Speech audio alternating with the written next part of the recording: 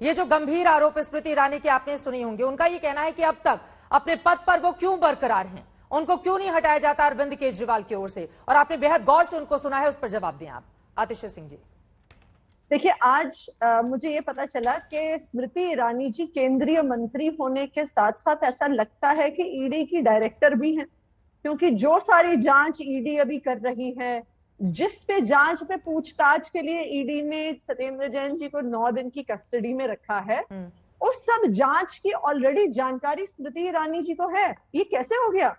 तो स्मृति ईरानी जी कृपया ये भी स्पष्ट करें, मैं उनसे ये जरूर जानना चाहूंगी, अब वो आपके शो पे नहीं है, कि जो सारे तथ्य उन्होंने आज अपनी प्रेस कॉन्फ्रेंस में प्रस्तुत किए, उनके पास ये तथ्य आए कहां से? हम ये कैसे माने कि कौन से तथ्य ये उनके मनगढ़ंत हैं, इनका आधार क्या है? जब इन्वेस्टिगेशन जारी है तो उनको ये सब पता क्या है? इस पर कोई जवाब नहीं था, कोई भी सूचना अभी देश को नहीं मिली।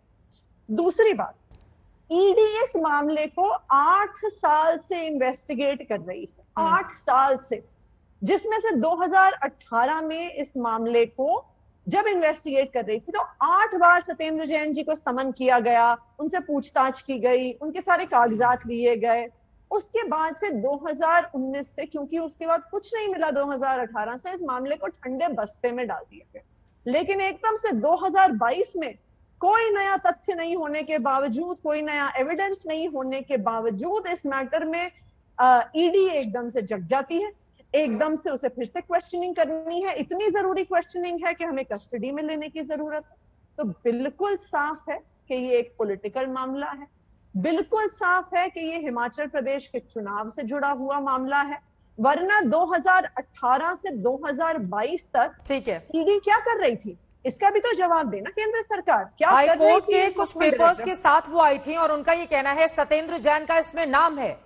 अगर स्मृति ईरानी जी खुद, आप उनका बयान सुनिए, मैं सुन रही थी अभी आपके शो पे। शुरुआत उन्होंने करी ये कहते हुए कि सत्येंद्र जैन ने कबूल किया है कि उन्होंने 16 करोड़ लिए। फिर उन्हें बीच में रियलाइज हो गया जी गलती हो गई, तो फिर उन्होंने चुपके से उसे चेंज करके कह दिया कि नहीं नहीं, सत्येंद्र जैन जी की कंपनी ने स्वीकार किया है कि उन्होंने कुछ 16 करोड़ का उन्होंने कुछ जिक्र किया। ठीक है, अब वो अगली बार जब आपके चैनल पे आएंगी तो वो ये भी बता देंगी कि उस केस में तो सत्येंद्र जैन पार्टी भी नहीं थे। जब तक वो केस हुआ, जब तक वो पूरा मुद्दा उठा, तब तक सत्येंद्र जैन जी उस कंपनी से भी रिजाइन कर चुके थे। तो ये तथ्य स्मृति ईरानी जी आपको नहीं बता रही हैं, वो एक मनगढ़ंत कहानी आपके सामने रख रही है, क्योंकि ऐसा लग रहा है कि इन्फोर्समेंट डायरेक्टोरेट की नई डायरेक्टर स्मृति ईरानी जी हैं। शहजाद पूनावाला स्टूडियो में हमारे साथ जुड़े हुए हैं। शहजाद, उनके आरोपों पर आप जवाब दीजिए। उनका ये कहना है कि मनगढ़ंत कहानी बनाकर बीजेपी कटघरे में खड़ा कर रही है सत्येंद्र जैन को। पहले तो मैं आतिशी जी को बधाई देना चाहता हूं कि चाहे इनकी सरकार ने यमुना जी को साफ किया हो ना किया हो, नया अस्पताल बनाया हो ना बनाया हो, नए स्कूल बनाए हो ना बनाए हो, परंतु इनके दोनों प्रदेशों के हेल्थ मिनिस्टर, हवाला मिनिस्टर और अब हवालात मिनिस्टर जरूर बने हैं। परंतु एक सवाल मन में आता है कि जब पंजाब के हवालात मिनिस्टर को आपने बाहर कर दिया, तो इस हवालात मिनिस्टर से क्या ऐसा रिश्ता है कि इसको बचाए रखते हैं? आज देश के इतने बड़े गद्दार को, अरविंद केजरीवाल के शब्द है, उसको बचाए रखते हैं। अब मेरे कुछ सवाल तथ्यों के साथ और तर्कों के साथ मैं इनसे पूछना चाहता हूं। पहली बात, आज ये बात स्पष्ट हो चुकी है कि जो 8 ये शेल कंपनीज थी इंडो मेटालिम्प्लेक्स के साथ साथ, जिनके अंदर इनके 2 सहयोगी थे। देखिए चित्रा जी, इस प्रकार से डिबेट नहीं हो सकती। मैंने इनकी पूरी बातें सुनी। चित्रा जी, ठीक है, 2 ही लोग हैं, मतलब देखिए जैसे सच बाहर आता नहीं है, ये आग बबूला हो जाती है, ये आग बबूला हो जाती है। एक बार शहजाद की पूरी बात सुनिए। चित्रा जी देखिए, आपके ये बार-बार ये स्टैंडर्ड ऑपरेटिंग प्रोसीजर बनता है, दूसरे से ही जवाब देना है। तरीका ये बिल्कुल, एक बार उनकी बात हो जाए, ऑडियो डाउन कर एक बार उनकी बात हो जाए, उसके बाद ऑडियो डाउन कर सकता है ताकि मेरी बात आ जाए। मैंने पूरी इनकी बात सुनी। आतिशी जी प्लीज, यदि इनके ऑडियो को डाउन नहीं करेगा तो कराया जाएगा, तो आपके भी ऊपर सवाल उठेंगे। तो मैं आपसे चाहता हूं कि आप न्याय करें हमारे साथ, आप हमारे साथ न्याय करेंगे चित्रा जी? ठीक है आतिशी जी प्लीज, एक बार इनकी बात हो जाए, उसके बाद आप बोलिएगा। मैं फौरन आपसे ही जवाब लूंगी, आज किसी और से जवाब नहीं लेना है। शहजाद अपनी बात को आगे बढ़ाएं। 8 कंपनीज जिनमें इंडो मेटालिम्प्लेक्स के 16.3। चित्रा जी, या तो आप या तो इनका ऑडियो डाउन कराइए। मैं भारतीय जनता पार्टी का पक्ष रखने आया हूं, मैं अपनी पार्टी का बात उसी सम्मान से रखूंगा जैसे मैंने इनकी सुनी। ठीक है, या तो आप मुझे सुनिश्चित कराएं कि आप मुझे समय दे रही है, या तो आप उनके व्यवधान को बीच में नहीं बोलेंगी। अब वो नहीं बोलेंगी, बताएं। नहीं, यदि वो बोलेंगी तो मैं अपना पूरा समय फिर से शुरू करूंगा। ये 8 कंपनीज के इनकम टैक्स के पास आईडीएस के तहत अंकुश जैन और वैभव जैन गए थे कि ये कहने के लिए कि हमारी ये इनकम को आप स्वीकार कर लीजिए, ये हमने डिस्क्लोज नहीं की थी। इनकम टैक्स कमिश्नर ने इसको रिजेक्ट किया और कहा कि ये सत्येंद्र जैन की इनकम है, ये आपने डिस्क्लोज नहीं की है।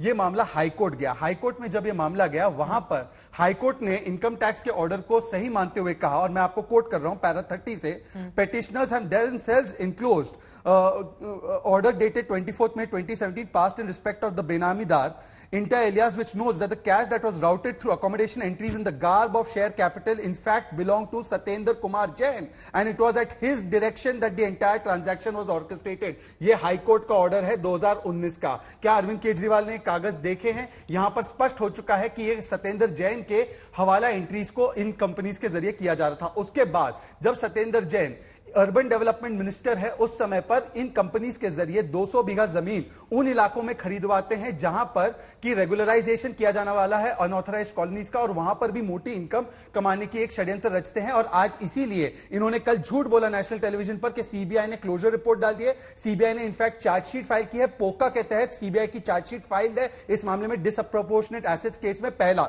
दूसरी बात मैं आपसे पूछना चाहता हूं कि ये वेंडेटा है कह रही है, तो क्या कोर्ट का ये ऑर्डर वेंडेटा है या 10 दिन की जो रिमांड आज मिली है कोर्ट के जरिए, ये क्या वेंडेटा है? अगर हम वेंडेटा कर रहे होते तो कोर्ट का रिमांड क्यों मिला है इनको, क्यों इनको नहीं मिला है रिलीफ? तीसरी बात, ईडी ने अप्रैल में इनके 4.81 करोड़ के अटैचमेंट ऑर्डर किए हैं। अगर ये वेंडेटा पूर्ण कार्रवाई थी तो 1 महीने से क्या इन्होंने इस पर स्टे लाया है, उसको खारिज करवाया है? ये कह रही है 7-8 साल मामला है, पुराना मामला है, तो क्या उन्होंने कोई भी कोर्ट से इनको राहत मिली है इस मामले में कि ये देखो मोदी सरकार हमें परेशान कर रही है, इसको जरा सा इसको हटा दीजिए? और आखिरी बात मैं आपको, ये बहुत महत्वपूर्ण है क्योंकि इन्होंने पहले भी इन्होंने कहा हिमाचल प्रदेश से, हिमाचल प्रदेश का जो नियुक्ति हुआ है प्रभारी के रूप में सत्येंद्र जैन का, वो मार्च में हुआ है। इन्होंने तो जनवरी में भी कहा था कि पंजाब से पहले गिरफ्तारी होने वाली है। याद होगा आपको केजरीवाल जी का यह बयान इसी संदर्भ में।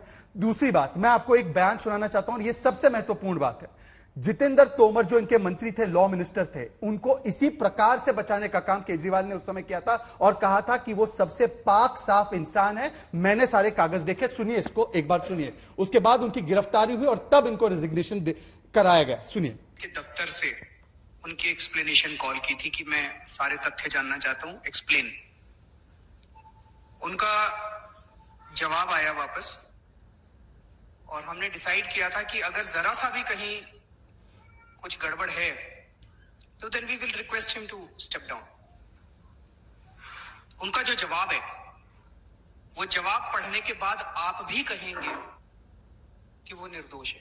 वो पूरा जवाब हम लोगों ने मीडिया वालों के पास भेजा, लेकिन किसी भी मीडिया ने नहीं चलाया, तो उसके खिलाफ साजिश की जा रही है। जितेंद्र तोमर को इसी तर्क के साथ बचा रहे थे। मैं एनडीटीवी की रिपोर्ट से कोट करके बोलता हूं, I am not Tomars relative और friend, I had sought explanation from Tomar on the controversy. He has given a satisfactory answer and he wasn't at fault as his degree is genuine, he is not involved in corruption. आज मैं क्यों आपके केजरीवाल जी पर भरोसा करूं, बताइए जरा मुझे।